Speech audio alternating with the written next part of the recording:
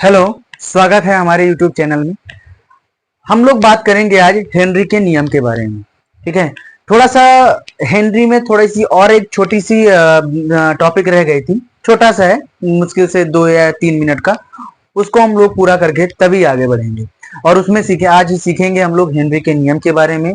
और हो सकता है हम लोग इसी वीडियो में हम लोग सीख लेते हैं हेनरी के अनुप्रयोग के बारे में, या उनके विषय में जान लेते हैं कि कहां कहां पर हम हेनरी के अनुप्रयोग का उपयोग अच्छे से कर सकते हैं। ठीक है, यानी कहां कहां पर हेनरी का उपयोग किया जा सकता है, अनुप्रयोग होता है। एप्लीकेशंस के बारे में भी जानेंगे। ठीक है, तो देखेंगे थोड़ा सा रह गया था। जैसे मान लो हम जानते हैं कि जो हेनरी का नियम डायरेक्ट आपने देखा था, जो पी समानुपाती होता है वो किसके समानुपाती होता था? एक्स, यानी एक्स गैस के समानुपाती होता है। ठीक है ना, किसके समानुपाती होता है? एक्स गैस के समानुपाती होता है।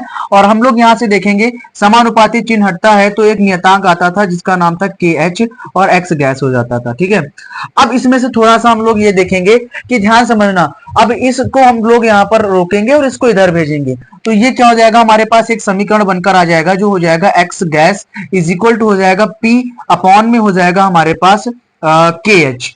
ठीक है, ये एक नया समीकरण बनकर आ गया। ठीक है ना, बात समझ में आई? ये एक नया समीकरण आ गया। इसका मतलब समझ लेते हैं। इसका मतलब ये है कि अगर हमारे पास क्या हो जाए, समान दाब हो जाए, यानी समान दाब पर गैस की जो विलेयता होती है, इसमें थोड़ा सा इसी इसी इसी से जुड़ा हुआ है।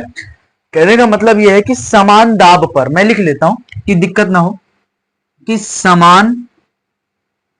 दाब समान दाब पर, यानी समान दाब पर गैसों की विलेयता, समान दाब पर गैसों की विलेयता, समान दाब पर गैसों की विलेयता। ठीक है, समान दाब पर गैसों की जो विलेयता होती है वो हेनरी स्थिरांक के व्युत्क्रमानुपाती होती है। किसके व्युत्क्रमानुपाती होती है? हेनरी नियतांक के व्युत्क्रमानुपाती होती है। ठीक है, यानी विलेयता जो होती है वो हेनरी नियतांक कह लो या फिर स्थिरांक कह लो, स्थिरांक, हेनरी स्थिरांक के व्युत्क्रमानुपाती होती है। हेनरी स्थिरांक के, ठीक है, व्युत्क्रमानुपाती होती है। व्युत्क्रमानुपाती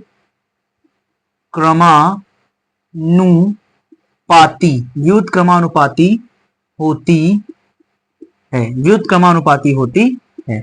बात समझ में आ गई? यानी समान दाब पर गैसों की विलेयता हेनरी स्थिरांक के व्युत्क्रमानुपाती होती है। यानी कहने का मतलब ये है कि अगर मान लो कि जिन गैसों का हेनरी स्थिरांक, इसका कहने का मतलब अगर व्युत्क्रमानुपाती है, यानी कहने का मतलब यह है कि जिन गैसों का हेनरी स्थिरांक अगर अधिक है, ध्यान समझना मैं क्या बता रहा हूं, अगर जिन गैसों का हेनरी स्थिरांक अगर अधिक है तो उसको उस गैस की जो विलेयता होगी क्या हो जाएगी? कम हो जाएगी। सिंपल सी बात है। यानी कहने का मतलब ये है कि इन दोनों में देखो, यहां पर अगर मैं इसको थोड़ी देर के लिए इसको समान मान लेता हूं, यहां पर प्रेशर मान लेता हूं बराबर है। ठीक है, इसको कह सकते हो कांस्टेंट कर लेते हैं, मान बराबर का एक नियतांक मान लेते हैं। तो ध्यान समझना, अगर मान लो यहां पर मैंने लिख दिया एक्स समानुपाती 1/kh कर दिया, क्या कर दिया? एक्स समानुपाती के 1/kh कर दिया। इसका मतलब यही तो हुआ है ना कि समान दाब पर गैसों की जो विलेयता होती है, यानी समान दाब, मैंने समान दाब को समान कर दिया, यानी कांस्टेंट कर दी। तो समान दाब की जो गैसों की जो विलेयता होती है वो डायरेक्ट प्रोपोर्शनल क्या हो जाएगी? डायरेक्ट प्रोपोर्शनल हो जाएगा 1/kh। यानी कहने का मतलब यह है कि गैसों की जो विलेयता होगी हेनरी के स्थिरांक की क्या हो जाएगी? व्युत्क्रमानुपाती हो जाएगी। तो यानी इनका जो मतलब यही है कि अगर हेनरी स्थिरांक का मान अगर बढ़ जाए, यानी हेनरी स्थिरांक का मान अगर ज्यादा हो, तो जो गैसों की जो विलेयता होगी क्या हो जाएगी? कम हो जाएगी। बात समझ में आई ना? गैसों की जो विलेयता हो जाएगी वो क्या हो जाएगी? कम हो जाएगी। अगर हेनरी नियतांक का मान क्या हो? कम हो। हेनरी नियतांक का मान क्या हो जाए? कम हो जाए, तो जो गैसों की जो विलेयता हो जाएगी वो बढ़ जाएगी, यानी दुनी उल्टा हो जाएगा। इनका कहने का मतलब ये है। ठीक है, इनका फिर बिल्कुल वही थोड़ा सा यहां से भी मैं आपको समझाने की कोशिश कर रहा हूं। ये देखना ध्यान से, अगर मान लो कि यहां पर मैं आंशिक दाब बढ़ा रहा हूं, क्या बढ़ा रहा हूं? आंशिक दाब बढ़ा रहा हूं। ठीक है, यानी वाष्प अवस्था में जो आंशिक दाब है, गैस की जो वाष्प अवस्था में जो आंशिक दाब है, अगर मैं बढ़ा रहा हूं तो गैसों की जो विलेयता हो जाएगी वो क्या हो जाएगी? बढ़ जाएगी। बढ़ जाएगी कि नहीं बढ़ जाएगी? एकदम सिंपल सी बात है, बढ़ जाएगी। बात समझ में आया नहीं आया? तो वैसे यहाँ पर भी हम लोग क्या देख रहे हैं, जो गैस का जो गैसों की जो विलेयता है, अगर उसको हम लोग क्या कर रहे हैं, कम कर रहे हैं, तो हेनरी नियतांक क्या हो रही है, बढ़ रही है। अगर गैसों की विलेयता अधिक कर रहे हैं तो हेनरी नियतांक क्या हो रही है, कम हो रही है। सिंपल सी बात है। बात समझ में आई नहीं है? तो यही कहने का मतलब ये है कि अगर मान लो कि जिन गैसों के हेनरी नियतांक, यानी कहने का मतलब कि गैसों के जिन गैसों के हेनरी नियतांक या स्थिरांक, जिन गैसों के हेनरी स्थिरांक क्या हो, अधिक या कम, दोनों में से आप जो बोलना चाहते हो, ठीक है। यानी मैं लिख रहा हूं यहां पर अधिक, ठीक है, अधिक। मैंने दोनों कंडीशन आपको ओरली बता दिया, बस एक फॉर्मेलिटी से लिख रहा हूं कि यहाँ पर मतलब लिख रहा हूं कि फॉर्मेलिटी से कि हाँ आपको भी पता चल जाए कि हाँ सर ने बताया था ये चीजें, ठीक है। तो जिन गैस के हेनरी स्थिरांक अधिक हो, अगर अधिक हो तो उनकी विलेयता क्या हो जाएगी, कम हो जाएगी। यानी कहने का मतलब हो तो उनकी, या कह सकते हो उनकी जो विलेयता होगी, उनकी विलेयता विलेयता कम होती है, कम होती है। बात समझ में आई? मैं आपको थोड़ा सा वैसे भी बता देता हूं। अगर मान लेते हैं कि अगर एक्स गैस, अगर एक्स, या ध्यान समझना, अगर एक्स ज्यादा है तो के क्या हो जाएगा, के एच हमेशा कम हो जाएगा। अगर एक्स गैस अगर कम है तो के एच क्या हो जाएगा, ज्यादा हो जाएगा। बात समझ में आई नहीं है? बात क्लियर है नहीं क्लियर है? बात समझ में आई? तो एक्स गैस जो है ज्यादा है तो के एच कम हो जाएगा, और एक्स गैस कम है तो के एच ज्यादा हो जाएगा। क्लियर हो रहा है? मुझे तो लगता है एकदम सरल है, कुछ ज्यादा इसमें है नहीं। यानी फिर से एक बार मैं समझा देता हूं कि समान दाब पर गैसों की विलेयता हेनरी स्थिरांक के व्युत्क्रमानुपाती होता है। जिन गैस के हेनरी स्थिरांक अधिक हो तो उनकी विलेयता क्या हो जाती है, कम हो जाती है। तो उनकी विलेयता क्या हो जाती है, कम हो जाती है। बात समझ में आई? ठीक है, तो जिसको भी स्क्रीनशॉट लगा लो जल्दी से, 1 सेकंड के अंदर स्क्रीनशॉट लगाओ।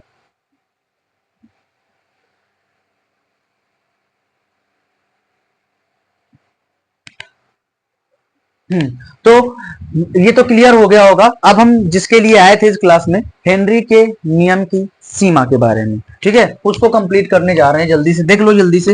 होता क्या है, हेनरी के नियम की सीमाएं भी होती हैं, ठीक है। कहां कहां पर हेनरी के नियम काम करते हैं और कहां पर हम लोग काम नहीं करते, उसको भी हम लोग देखेंगे, ठीक है। तो सबसे पहली हेडिंग डालते हैं, हेनरी हेनरी हेनरी नियम की सीमा। हेनरी नियम की सीमा, हेनरी नियम की सीमा, हेनरी नियम की सीमा, ठीक है। हेनरी नियम की सीमा में सबसे पहला हमें क्या ध्यान देना है, सबसे पहला हमारे पास आता है कि दाब बहुत अधिक नहीं होना चाहिए। सबसे पहला नियम आता है कि दाब बहुत अधिक नहीं होना चाहिए, ठीक है। तो क्या लिखेंगे यहां पर, दाब बहुत अधिक नहीं होना चाहिए, दाब बहुत अधिक नहीं होना चाहिए। बात समझ में आई कि नहीं आई? और दूसरे अगर हम बात कर लेते हैं, ठीक है, दाब बहुत अधिक नहीं होना चाहिए, ताप बहुत कम नहीं होना चाहिए। दूसरा है हमारे पास, ताप बहुत कम नहीं होना चाहिए। ताप बहुत कम नहीं होना चाहिए, मतलब बहुत कम नहीं होना चाहिए, और मतलब ये नहीं कहा जा रहा है कि बहुत अधिक हो, लेकिन बहुत कम भी नहीं होना चाहिए। बात समझ में आई नहीं आया? कम भी नहीं होना चाहिए। पता लगा कि बहुत सारा ले आए हम लोग, है ना, बहुत कम ले आए, तो उससे भी हमारा हेनरी का नियम काम नहीं करेगा। और दूसरा हमारे पास गैसों की विलेयता, तीसरा क्या है, सॉरी, तीसरा है हमारे पास गैसों की विलेयता। अगर हम बात कर लें, जो होती है हमारे पास, गैसों की विलेयता विलायक से कम हो, गैसों की जो विलेयता होती है विलायक से कम हो। यानी कहने का मतलब ये है कि अगर विलायक ज्यादा है तो गैस कम होना चाहिए। बात समझ में आई नहीं है? यानी जो गैसों की विलेयता है, गैसों की विलेयता, गैसों की विलेयता विलायक विलायक में विलायक में कम हो, विलायक में कम हो, ठीक है, विलायक में कम हो।